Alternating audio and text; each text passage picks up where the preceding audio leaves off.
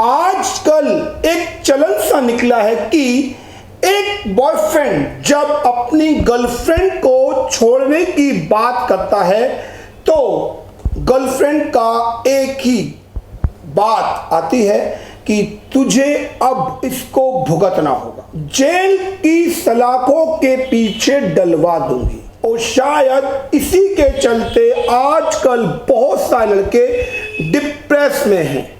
लेकिन बता दूं कि प्रेमी को छोड़ देना नहीं है अपराध। दिल्ली हाईकोर्ट ने दुष्कर्म के आरोपी को बरी किए जाने के मामले में फैसला सुनाया है। दिल्ली हाईकोर्ट ने कहा है कि प्रेमी को छोड़ देना कुछ हद तक एक घिनौना काम लग सकता है, परंतु यह कोई अपराध नहीं है। इसी के साथ हाईकोर्ट ने एक अभियुक्त को बरी किए जाने के फैसले को सही ठहराया है। अभियुक्त पर आरोप था कि शादी का वादा करके एक महिला से उसने दुष्कर्म किया। न्यायमूर्ति विभू बारुक ने कहा, एक अंतरंग संबंध में लगातार संलिप्त रहना जिसमें समय की एक महत्वपूर्ण अवधि में यौन गतिविधि भी शामिल रही हो, यह नहीं कहा जा सकता कि इस संबंध में शामिल होना प्रेरित और अनैच्छिक था, क्योंकि दूसरे पक्षकार ने उससे शादी करने का वादा किया था। केवल इसलिए ऐसा किया गया था। निचली अदालत ने आरोपी को बरी करते हुए यह पाया था कि अभियुक्त की शिकायतकर्ता से शादी न करने के लिए दोषी नहीं ठहराया जा सकता, क्योंकि वह और उसका परिवार के सदस्य शादी के लिए तैयार थे। लेकिन लड़की के माता पिता शादी के लिए तैयार नहीं थे कि उनकी बेटी आरोपी से शादी करे।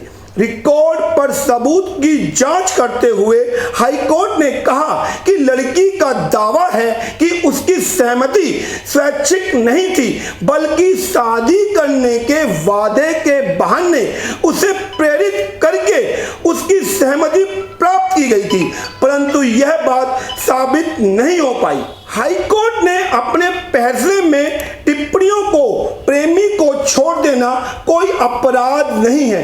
यह ध्यान रखना महत्वपूर्ण है कि दो व्यक्ति अगर आपसी सहमति से शारीरिक संबंध स्थापित करते हैं तो यह अपराध नहीं है।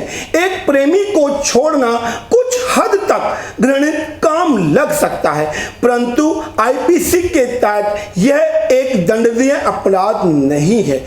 न का मतलब न, हाँ का मतलब हाँ। जहां तक यौन संबंध बनाने की सहमति का सवाल है तो अभियान नो मीन्स नो, न का मतलब न को 1990 के दशक में शुरू किया गया था, जो एक मौखिक नहीं था, जो एक सार्वभौमिक रूप से स्वीकृत नियम का प्रतीक है। एक मौखिक नहीं या नो यौन क्रिया में संलग्न होने के लिए सहमति नहीं देने का एक निश्चित संकेत है। अब नो मीन्स नो के नियम से लेकर उसे यस मीन्स यस के नियम तक आगे बढ़ाने की व्यापक स्वीकृति है। इस प्रकार जब तक कि यौन संबंध बनाने के लिए एक सकारात्मक सचेत और स्वैच्छिक सहमति नहीं है, यह एक अपराध नहीं है और ना ही माना जाएगा। एक लंबे और अनिश्चित समय तक सेक्स संबंध में संलग्न रहने को शादी के वचन से प्रेरित नहीं माना जा सकता। शादी का वादा करके शारीरिक संबंध बनाने की इच्छा का क्षण के साथ एक स्पष्ट संबंध होना चाहिए।